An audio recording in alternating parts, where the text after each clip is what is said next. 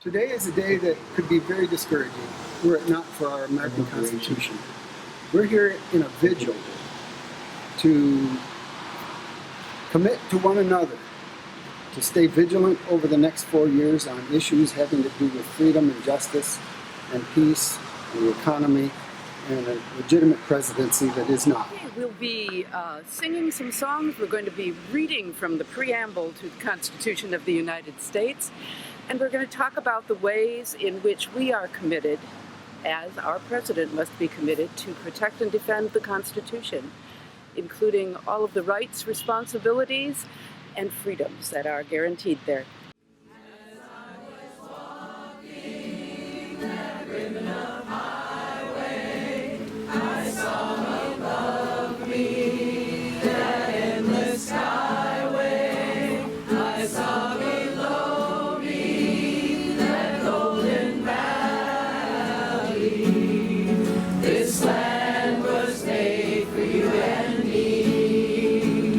This land is your land. This land is my land. From California to the New York Island, from the redwood forest to the Gulf Stream waters.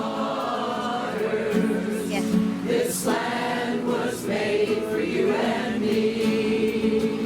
Nobody living can ever stop me as I go walking that freedom highway. Nobody living can ever make me turn back. This land was made for you and me. This land is your land. This land is my land. From California to the New York Island, from the redwood forest to the Gulf Stream waters. It's turning noon in Washington, D.C. And while we gather this morning, Donald Trump will be taking the oath of office, promising to preserve, protect, and defend the Constitution of the United States of America. Our vigil this morning is a commitment to be vigilant of that Constitution, of the rights, freedoms, and responsibilities it accords us all. And so I invite us to recall the preamble to the Constitution. And I'm going to ask I'm going to pass this microphone as we read together to 9 different people. And the first person who gets it, you'll be voice 1 and voice 2 and voice 3 if you look at your program. And again, if you don't have a program, you may need to share with your neighbor because we kind of ran out. And we'll all read together every phrase that says "we the people," because that's who we are. And that's how the Constitution started. Okay, let's read together. We the people of the United States. In order to form a more perfect union, establish justice, Ensure domestic tranquility, provide for the common defense, promote the general welfare, and secure the blessings of liberty.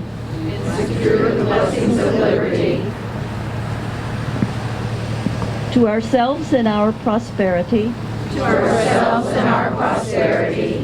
We the people. do ordain and establish this Constitution for the United States of America. We the people. Wendell Phillips was an abolitionist and an advocate for human rights. In 1852, he reminded the country, eternal vigilance is the price of liberty. Vigilance is watchful attentiveness. A vigil is a time to keep watch, and vigilance leads us into action. We can remember these warnings. The only thing necessary for the triumph of evil is for good people to do nothing. And all tyranny needs to gain a foothold is for good people of conscience to remain silent. I know that there are many concerns that have brought each of us here this morning. And Benicia's poet laureate, Johanna Ely, speaks hers eloquently in a poem she's written for this occasion. Johanna? On this Inauguration Day, January 20th, 2017, today, although I am supposed to say, "You are my president," I won't speak your name.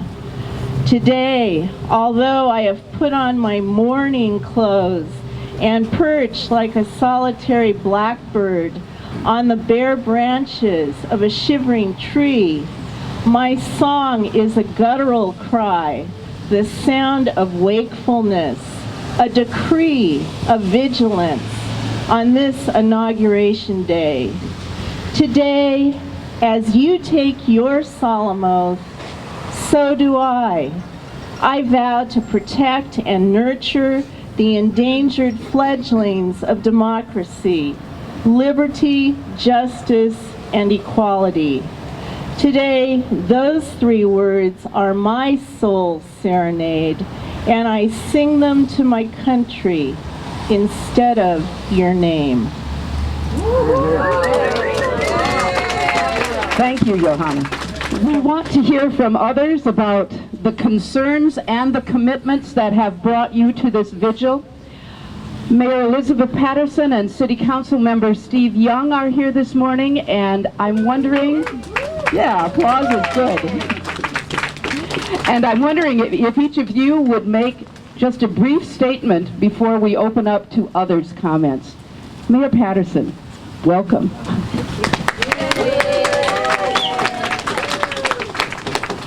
It's difficult for me to make a brief statement with so many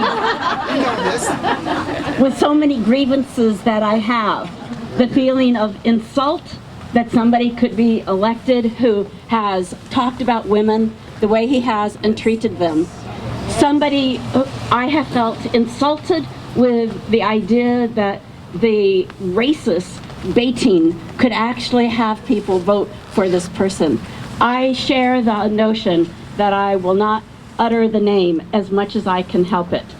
But in my official duties, I have already offered a motion and what will be a resolution of inclusiveness. And so what I want to go back to is what Obama said. We are not a black nation. We are not a white nation. We are not, and I'll paraphrase, a woman's nation. We are not a man's nation. We are the United States of America. And I want to, thank you. We can thank Obama for that. You're saying it. So I need your support for the resolution. The draft that I have submitted, frankly, I think could have more in it now that I've looked at it more carefully. And some people are concerned that we might be making it as a sanctuary city. Well, why not?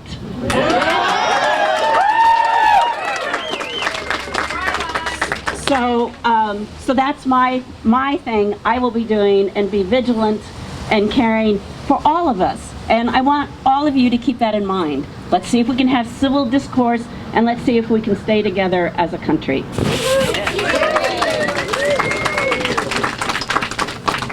Thank you so much. Steve? Good morning. Good morning, Steve. I know we're heading into some dark days, it feels like, and it's probably the case. We need to stand against the oligarchy. We need to stand against racism. This idea of a national registry of Muslims, if that were to come to pass, I would urge all of you to register as a Muslim.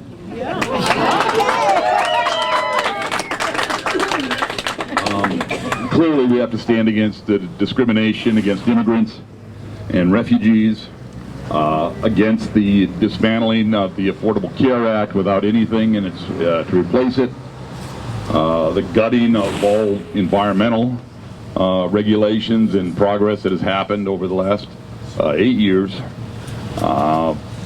Income inequality is certainly not going to get any better, it appears. Civil rights are under attack. Fossil fuels their advocates seem to have taken over the government, and it appears that there is an increasing influence by foreign governments over our own government. There are things that we can do.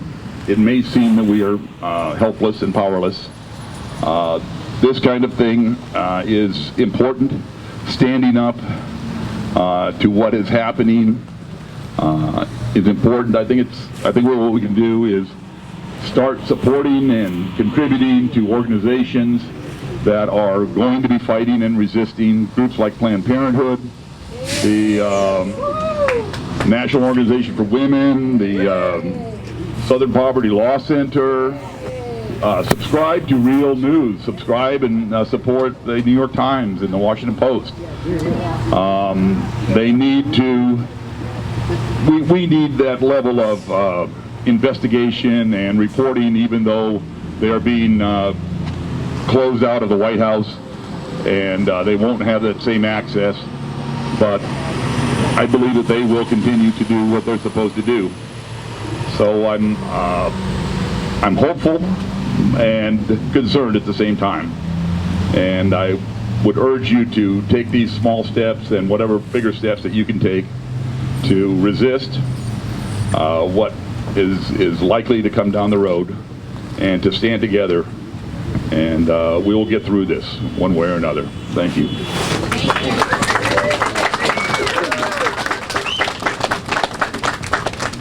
What will you be vigilant about in the days, months, and years to come? How will you take action to live out our democracy's values?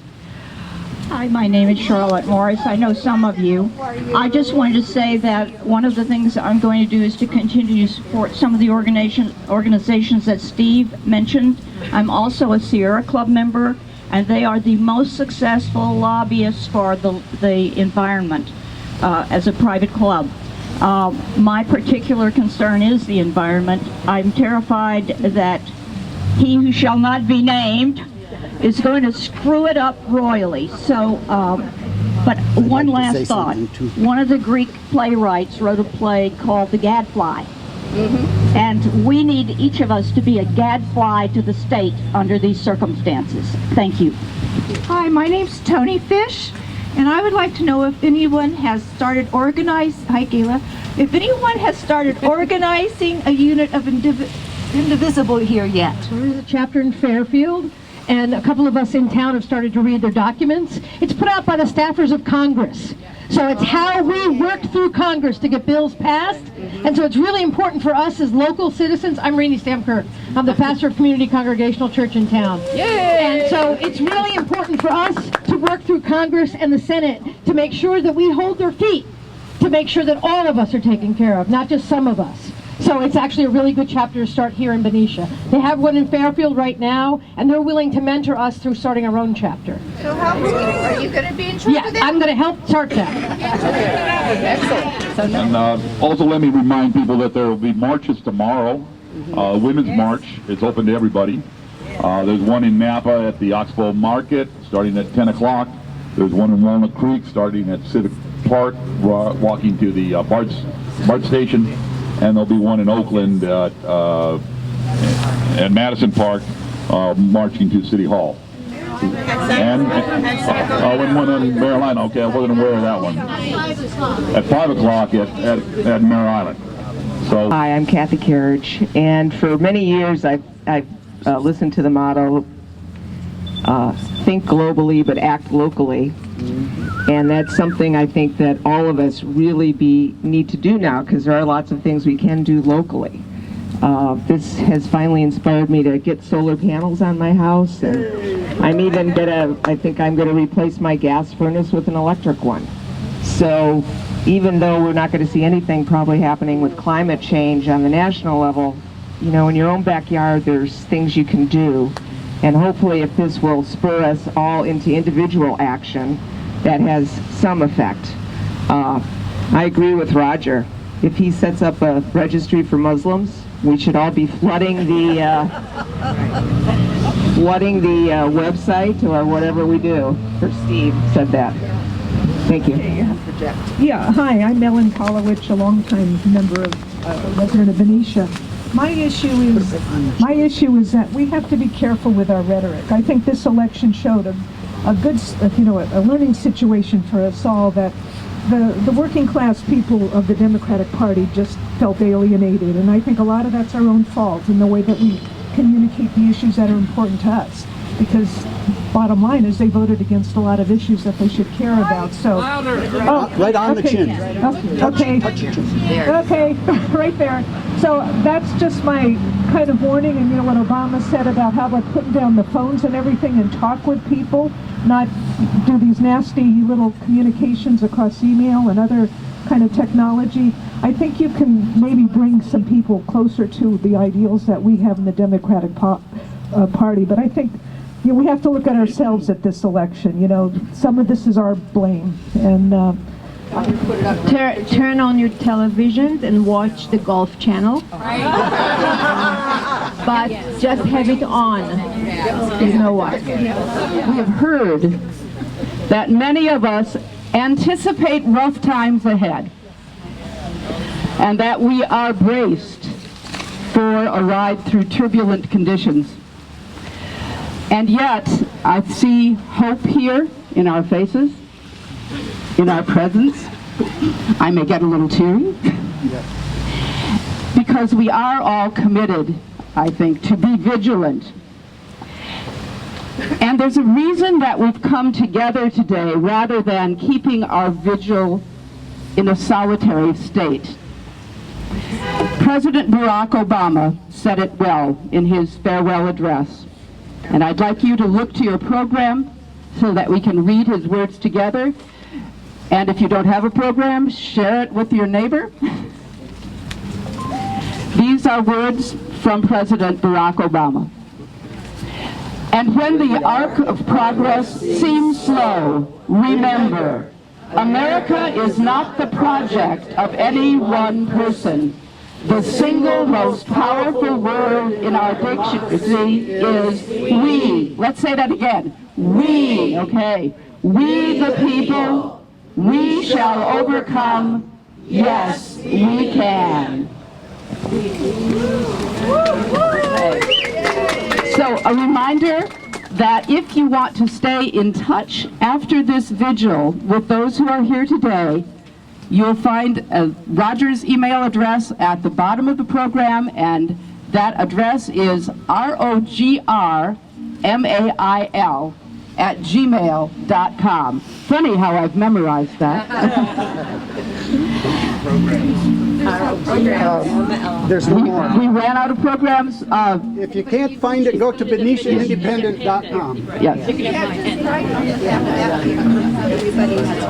We Shall Overcome started out as a union song and became an anthem for the freedom movement of the 1960s.